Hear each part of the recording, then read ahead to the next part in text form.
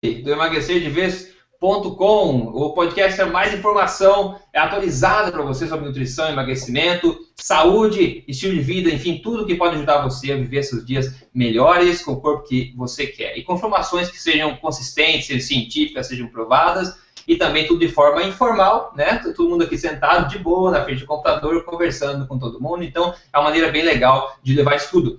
E hoje eu tenho um grupo de pessoas extremamente seleto aqui, comigo aqui para acompanhar esse podcast de tema. O tema do podcast seria uma nova forma, talvez, de emagrecer e de viver melhor, de ser mais saudável. A gente vai especular sobre esse assunto, vai mostrar alguns fatos, alguns estudos mais atuais. E como especialista nesse assunto específico de hoje, eu trouxe aqui o Dr. Souto, José Souto, que você já conhece em outros episódios, e ele vai trazer a voz da verdade, a voz científica sobre esse assunto, compartilhar tudo que ele sabe sobre isso. Ele vem postando uma série muito bacana desse tipo de conhecimento no blog dele, e realmente a gente precisa falar isso para a maior quantidade de pessoas possíveis. E como você pode ver, tem mais gente aqui acompanhando a gente, que tem o nosso amigo Josh, que você já conhece, Emagrecer de Vez. Fala, Josh, bom dia. Pessoal. Fala, Rodrigo. Boa tarde. Opa. Tudo bom, doutor?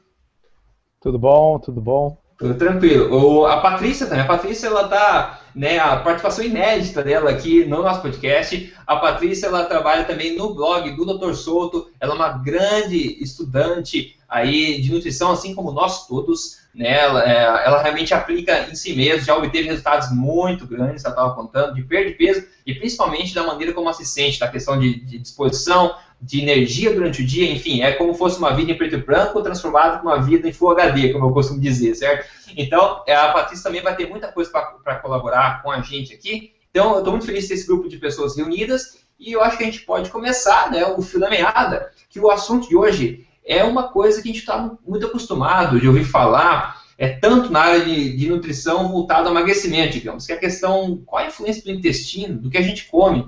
O intestino é o nosso segundo cérebro, né? A ciência vem dizendo que o intestino é o nosso segundo cérebro, é muito mais do que a gente imagina que ele seja, ele é muito mais do que aquilo que é ensinado para a gente. E os impactos, a influência dele na nossa saúde vão muito além do que a gente pode imaginar. E você pode até se surpreender com alguma das coisas que a gente vai comentar aqui. Então, vou ter dicas práticas, vou ter um pouco de ciência também, para compartilhar sobre esse assunto, e eu espero que você tire benefício disso, que o propósito de tudo isso é que a gente realmente viva melhor com as informações atuais da ciência. Ok, agora vou jogar uma pergunta aqui no meio do grupo aqui, que é a questão do intestino, né? O que a ciência, Dr. Souto, você principalmente, o que a ciência moderna, né, tem mostrado sobre a relação entre a flora intestinal e também o ganho de peso? Esse é um assunto que está sendo muito falado no mundo, né, da nutrição moderna, e eu sei que você está muito ligado nisso, inclusive estudando e postando no seu blog também. Então, qual que é, assim, uma forma para o pessoal meio que se situar, o que a ciência tem mostrado sobre essa relação, então, entre o intestino, a flora intestinal e o ganho de peso especificamente? Bom, primeiramente, um abraço para todos, obrigado pelo convite. Rodrigo, assim, tanto no seu livro do emagrecerdevez.com como no meu blog, nós, desde o início, temos uma ênfase grande no assunto hormonal, tá certo?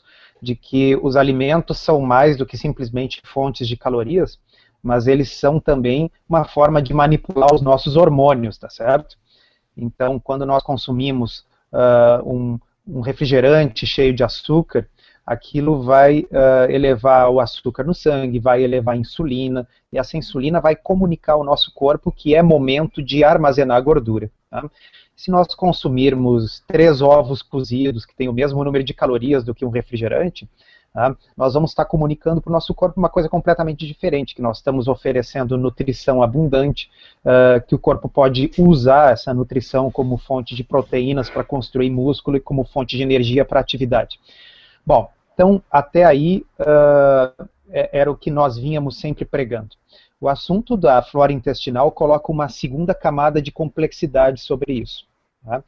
As bactérias que estão dentro do nosso intestino, elas dependem de nós para comer, mas nós dependemos delas para comer também. Tá? Então, boa parte dos nutrientes que nós comemos são metabolizados dentro do intestino por essas bactérias, e as bactérias mandam sinais para o nosso corpo que também controlam o nosso metabolismo. E existem estudos incríveis em animais e em seres humanos, mostrando que se nós transplantarmos a flora intestinal de um animal obeso, de um animal magro para um animal obeso, esse animal obeso emagrece simplesmente pelo transplante de flora intestinal, sem que tenha mudado nada na dieta. Isso é um negócio incrível, realmente. É incrível, né? De fato. E a gente vê também que emagrece momentaneamente, mas não soluciona. E a gente vai falar mais sobre isso em seguida. Mas será que a solução, talvez, para muitos casos de obesidade esteja realmente na questão do intestino? Pode ser que sim, pode ser que não. Será que a gente consegue entender muita coisa que até agora a gente não tinha muita claridade, colocando uma luz em cima dessa questão da flora intestinal que o Dr. Souto falou? Então a gente é muito mais, eu acho que é uma ilusão, né, a gente achar que a gente é ser humano, né, Dr. Souto? Porque a maior parte das nossas células é de bactéria. Então a gente tem muito mais células de bactérias do que células humanas no nosso corpo. E a gente não fala muito nisso, a gente não fala muito no impacto que a nossa flora intestinal tem no nosso organismo. E aqui, claro, a gente está focando no emagrecimento, no ganho de peso, perda de peso, porque é o foco do nosso projeto, do nosso site. Então, Dr. Souto, o que assim, a descoberta assim, que mais te impactou, né, nesses novos estudos que estão sendo desenvolvidos na questão da flora intestinal relacionada com esse peso? Você mencionou aí que você transplanta, né, a flora intestinal de um animal magro para um animal gordo, e esse animal gordo ele começa a perder peso somente com essa transferência de flora intestinal, de bactérias, né? Só que essa perda de peso acontece momentaneamente, tal, mas ela não dura, não é uma solução de longo prazo. E agora você pode explicar um pouco por que essa solução não é de longo prazo. O que acontece no animal gordo que ele para de perder esse peso que começou a ser perdido por causa da transfusão de flora? Pois então, tem muito que não se sabe, tá certo? Mas assim, tá ficando claro que a composição da nossa flora intestinal depende fundamentalmente de duas coisas. Os germes que nós adquirimos quando nós nascemos e na nossa infância inicial, tá? Então, tem um autor que escreveu uma coisa que eu achei muito interessante, assim como alguns itens de mobília são de família, tá certo? Então, assim, joias que passam de vó para mãe, para filha, né? As bactérias também são de família e passam de geração para geração. Passam como? Passam no momento do parto, tá? E passam pela amamentação, passam pelo contato inicialmente mãe e filho. Também no início da infância, quando a criança entra em contato com as bactérias do meio que a cerca, com os animais domésticos, tá certo? Aquilo ali vai ajudando a compor a flora intestinal. Mas também depende dos alimentos que nós comemos, porque o que a flora intestinal vai comer é o que nós comemos. E assim como dependendo de como a gente aduba o jardim, nós vamos ter um jardim arrumadinho ou cheio de erva daninha, né? A mesma coisa funciona no intestino. E não por acaso, aqueles alimentos que a gente já chegou à conclusão que deve evitar no emagrecerdevez.com, no meu blog, que seria os carboidratos refinados, os farináceos, o açúcar adicionado aos alimentos, estes alimentos eles são altamente inflamatórios porque eles geram uma flora intestinal que favorece a inflamação, uma flora intestinal que favorece a resistência à insulina. Tá? Por outro lado, existem fibras alimentares que estimulam uma flora intestinal anti-inflamatória, uma flora intestinal que interage com o corpo humano e faz com que nós reduzamos a resistência à insulina, faz com que haja uma redução da gordura no fígado. Tá? Então, realmente, aquilo que nós comemos pode impactar a flora intestinal, tanto quanto aquilo que nós comemos possa impactar diretamente os nossos hormônios. E você, inclusive, falou, acho que esse tipo de coisa pode trazer meio que uma explicação diferente para a questão da insensibilidade à insulina, né, que a gente sabe o que é, a gente fala muito sobre isso, só que tem uma coisa interessante que eu vi, eu acho que talvez num artigo que você escreveu, não sei, que fala da questão da glicose no sangue. Por exemplo, se a gente come um monte de carboidratos densos, etc., a gente tem aquele monte de glicose no sangue, nosso corpo vai perder a sensibilidade à insulina, Só que tem uma explicação interessante, tendo em mente essa questão do intestino, né? Que fala que a questão dos leucócitos, né? Os leucócitos do corpo, que são o nosso batalhão imunológico que protege o corpo. Se o teu corpo está em estado de inflamação crônica, né? Devido à alimentação que você tem, devido à inflamação dos intestinos, etc., esses leucócitos vão estar em ação por causa dessa inflamação que está ocorrendo no corpo, né? E daí esses leucócitos tendem a consumir glicose como energia, enfim, para eles atacarem o problema. Só que daí eles têm uma prioridade, né? Eles têm uma prioridade no corpo, que tem uma coisa errada no corpo. Então o teu batalhão precisa agir e essa prioridade máxima dentro do organismo. Aí as suas células do corpo, elas vão falar assim, não, pode ficar com a glicose aí, eu não quero a glicose não, usa para o que é mais importante, né? Usa para combater o que está errado.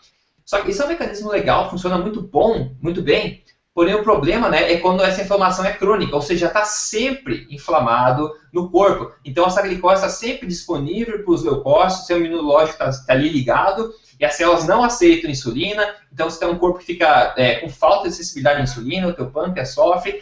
Então isso é uma visão bacana para a gente entender um pouco como as coisas vão se conectando, né? E esse tipo de perspectiva não é muito dita por aí, né, Dr. Souto? Eu vou colocar um exemplo que foi, na realidade, uma das coisas que, desde final de 2012, me inspirou a finalmente escrever essa sequência de postagens. É sabido, existe uma população famosa, que são caçadores-coletores que vivem numa ilha chamada Kitava, no Pacífico, perto da Indonésia. E essa ilha foi estudada por um pesquisador chamado Staffan Lindberg, e o Lindbergh viu aquilo que nós vemos em todas as populações que têm o estilo de vida paleolítico, vamos dizer assim. Eles têm um índice de doenças crônico-degenerativas quase inexistente, eles não têm câncer, eles não têm diabetes, eles não têm quase doença cardiovascular, Alzheimer, nada disso. No entanto, essa população específica desta ilha consumia 70% das suas calorias diárias na forma de carboidratos, o que é um negócio que me deixa perplexo num primeiro momento, porque nós estudamos, né, que os carboidratos elevam a insulina, por sua vez, armazena gordura e provoca uma cascata de coisas que leva à síndrome metabólica. Então havia uma peça nesse quebra-cabeça que não estava se encaixando. O que acontece é que os carboidratos que essa população come não são os carboidratos que nós, quando eu digo, a população em geral consome aqui no Brasil. Então, eles não comem farinha, eles não comem pão, eles não comem massa, não comem biscoito, bolacha recheada, açúcar, etc. O que eles comem de carboidratos são raízes coletadas, ok? Coisas como uma espécie de uma batata doce, do inhame, etc. Eles comem as frutas da estação, comem coco e comem peixe, essa basicamente é a dieta. Mas se nós fôssemos pensar dentro do conceito clássico assim, de uma dieta low carb, nós diríamos, bom, 100 gramas de glicose são 100 gramas de glicose, não importa se venha dessas coisas que eu falei que se come em Kitava ou não importa que venha de Coca-Cola. Bem, importa, e importa muito, porque o impacto na flora intestinal é completamente diferente. Então, existe um conceito que é carboidratos densos e acelulares. O que eu quero dizer? Se a gente pegar uma farinha de trigo, por exemplo, ela é um carboidrato denso, aquilo é desidratado, basicamente aquilo é amido puro, ok? Não tem água ali, não tem paredes celulares, aquilo foi moído de modo que ficou purificado o amido. A mesma coisa o açúcar, né? Ele é glicose mais frutose, refinado, sem mais nada. Aquilo estimula uma flora intestinal altamente inflamatória, e essa inflamação gera isso que o Rodrigo nos falou, uma inflamação crônica que vai produzir resistência à insulina, síndrome metabólica. Bom, aí com resistência à insulina, a insulina vai subir mesmo e produzir todos os problemas que a gente já conhece. Mas e se eu dissesse para vocês que um carboidrato que é rico em um tipo de amido que nós não conseguimos digerir e só as bactérias conseguem digerir, bom, esse amido passa reto pelo nosso trato digestivo e vai alimentar as bactérias anti-inflamatórias.